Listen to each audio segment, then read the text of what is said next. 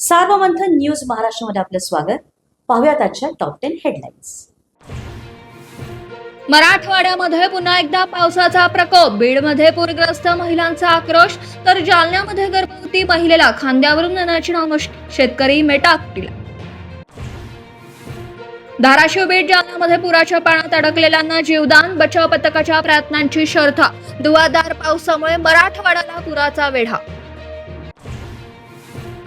अतिवृष्टीची पाहणी करण्यासाठी नेते बांधावर. गिरीश महाजन, गुलाबराव पाटील यांच्याकडून जळगाव, अब्दुल सत्तारांकडून सिल्लोड, तर अमित देशमुख यांच्याकडून लातूर मधल्या पुराचा आढावा.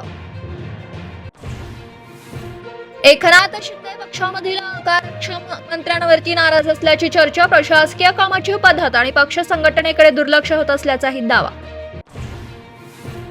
विनंतीचा मार्ग दाखवून विचार केला जाईल. रिकामा ठेवू नका म्हणणाऱ्या धनंजय मुंडेंच्या विनंतीवर अजितदादांची प्रतिक्रिया. तर गोपीनाथ मुंडेंच्या स्वप्नपूर्तीसाठी ओबीसींचं काम करण्याचा भुजबळांचा सल्ला. 50 वर्षांचा विचार करून अभ्यासक्रम बदलाच्या हालचाली. मात्र काही राजकीय पक्षांकडून गैरसमज निर्माण करण्याचा प्रयत्न. हिंदी सक्तीवरून अजित पवारांचा ठाकरे बंधूंवर अप्रत्यक्ष निशाणा.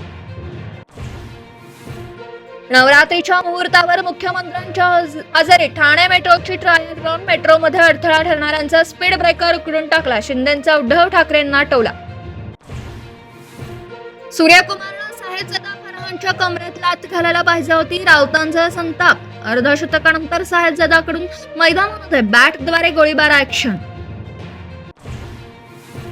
देशभरात आदिशक्तीचा जागर. देवीच्या चरणी आज पहिली माळ. 3.5 शक्तिपीठांसह देवीच्या मंदिरामध्ये भक्तांची मांदियाळी.